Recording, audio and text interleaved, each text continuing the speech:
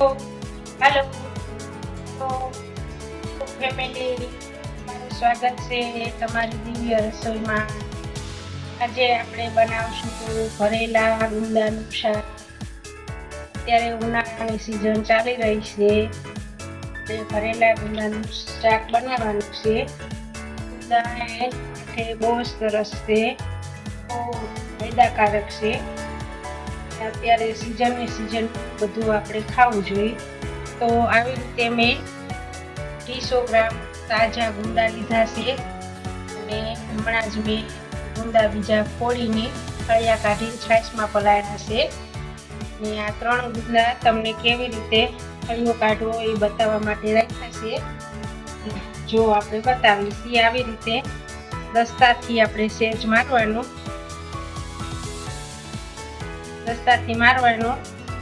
સેજ ભારવાળા વજનથી. ચમચીના પાછલા ભાગથી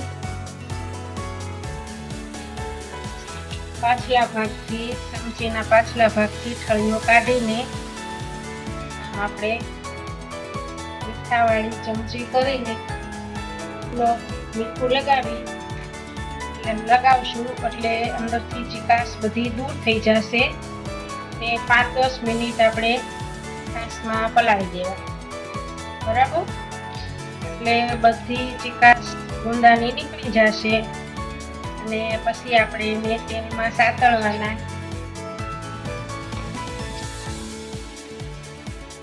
ગુંદા હેલ્થ માટે બહુ સારા. ઓમ જો જોઈએ તો કુદરતે જે બનાવી છે વસ્તુ સિઝનની આપણે ખાવી જ જોઈએ. શરીર માટે આ લોહીના હિમોગ્લોબિનનું હોય તો આ ગુંદા કામ બહુ સરસ કરે છે. આવી રીતે 10 મિનિટ પલાળી દેવાના. પછી ગુંદાને આમ છાશમાં અંદર આંગળી ફેરવીને ચોખ્ખા કરી નાખવાના, નિતારી લેવાના બધા ગુંદા, બરાબર. અને છાશ આમ સરસ દહીંની છાશ અમે તો બનાવી છે. સરસ ધોઈ લેવાના. આવી રીતે બધા ગુંદા આપણે કરી નાખશું, પછી નિતારી તેલમાં સાતળશું. તમે અમારો પૂરો વિડીયો જોજો. જરી કે ચીકાશ વાળું શાક નહીં થાય, ગુંદા બહુ સરસ થશે. આવી રીતે બધા ગુંદા કરી લેવા. હવે ગુંદાનો આપણે વઘાર કરી નાખી. તેલ ઉમેરીશું. ગુંદામાં તેલ વધારે જ જોશે.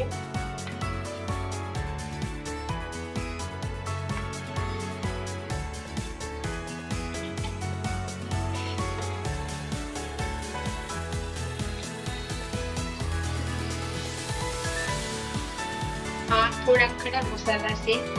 એક તજમાનનો કટકો, પછી તજ ને 3-4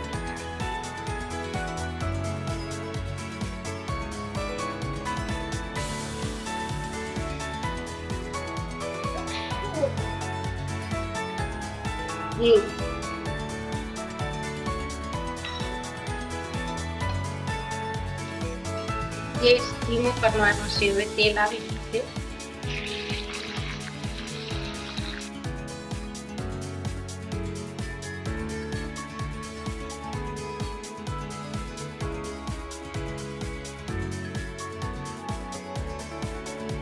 હવે આપણે જોઈએ ગુંદા કેવા થતળાઈ ગયા છે. સરસ થતળાઈ ગયા છે ગુંદા. જેમ આપણે કે મરચાં તળી અને કેવી ડિઝાઇન પડી જાય છે એવી રીતે ડિઝાઇન પડી ગઈ છે. હવે આને ભરવા છે. આપણે ગેસ બંધ કરી દઈ અને ગુંદા કાઢી લઈ. હવે આપણે ગુંદા સતળાઈને સરસ ફ્રાય થઈને ઠરી ગયા છે. હવે એને ભરવા છે. એનો આપણે મસાલો બનાવી. ભાવનગરી ગાંઠિયા, પછી તલ સફેદ અને સિંગદાણા શેકીને કોતરા ઉખેડી અને આખું જીરું ક્રશ કરેલું છે. બધું જોતા પૂરતું આપણે વાપર્યું. આ આદુ મરચાં લસણની પેસ્ટ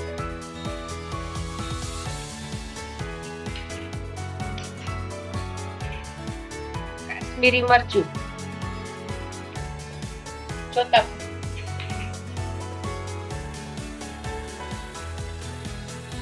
હળદર, ગુંદા ફ્રાય કરવામાં હળદર નાખી છે પણ બોલતા ભૂલાઈ ગયું છે, માફ કરજો. આ ધાણા જીરું પાવડર,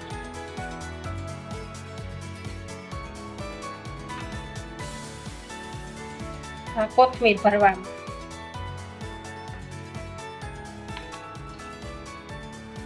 મીઠું જોતા સ્વાદ અનુસાર,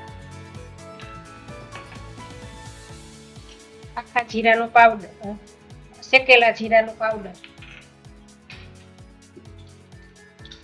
અને લીંબુનો રસ. એક લીંબુનો રસ જોશે.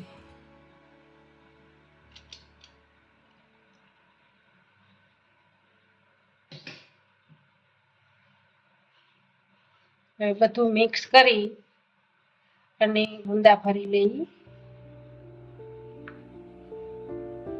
જરૂર પડશે તો તેલ ઉમેરશું મસાલો ભીનો કરવામાં. તો આદુ મરચાની પેસ્ટ અને લીંબુનો રસ હોવાથી ભરાઈ એવો સરસ થઈ ગયો છે. જરૂર નહીં પડે તેલની. અને બાકી તેલમાં ગુંદા આખા આપણે ફ્રાય જ કરી લીધા છે.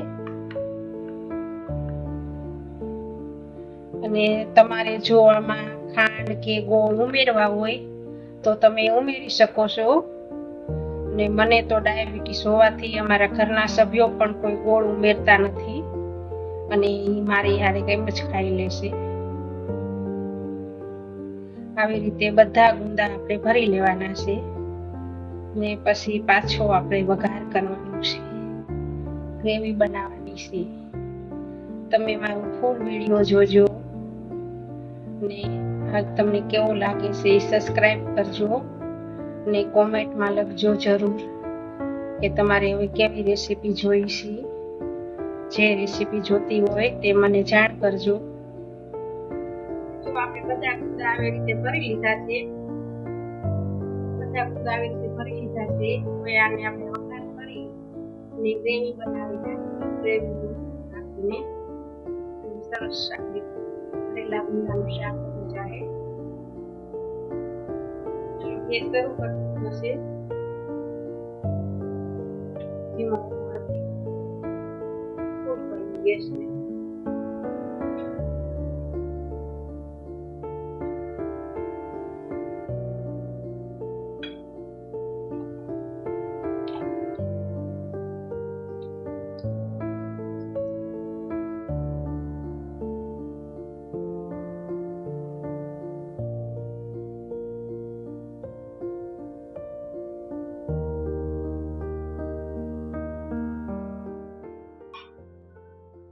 વધેલું કાશ્મીરી મરચું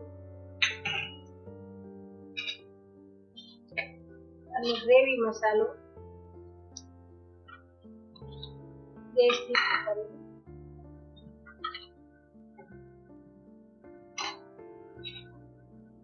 અને અંદર પાણી તો નાખવાનું જ નથી. આપણે દહીં ઉમેરશું.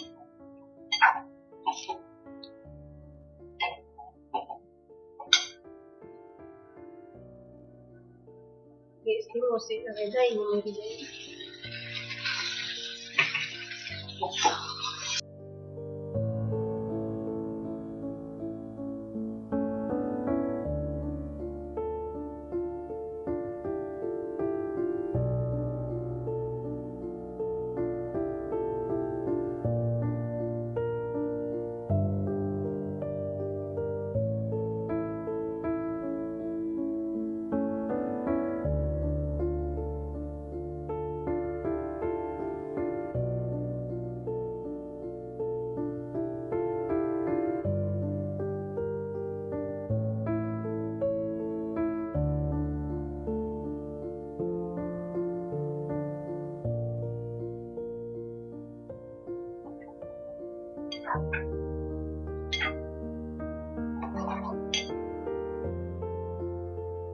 દહીં વાળી વાટી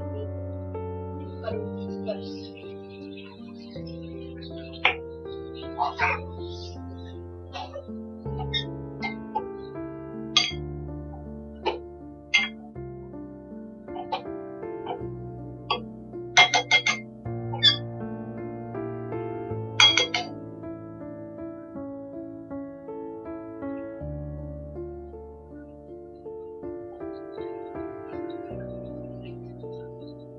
નાખી દઈ ઘણી વાર પાણી રેડ સરસ પાક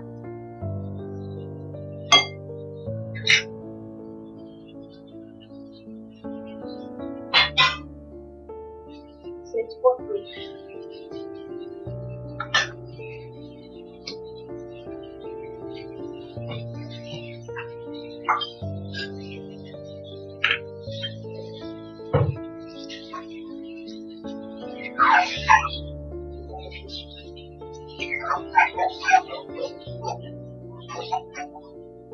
તેલ છૂટું પડે ત્યાં સુધી દેવા ગુંદાનું ભરેલું શાક તૈયાર.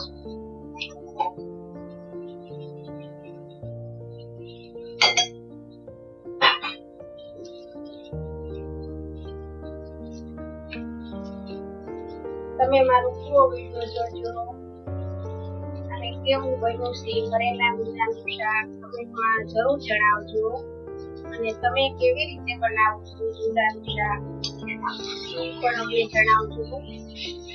અને તમારે હવે કઈ રેસીપી જોઈએ એ પણ જણાવજો. તે છૂટું પડી ગયું છે, હવે આપણે સર્વ કરીએ. તમે મારો પૂરો વિડીયો જોજો, તમે લાઈક કરજો, શેર કરજો, સબસ્ક્રાઇબ કરજો. આવજો. જય શ્રી કૃષ્ણ. હવે આપણે સર્વ કરીએ.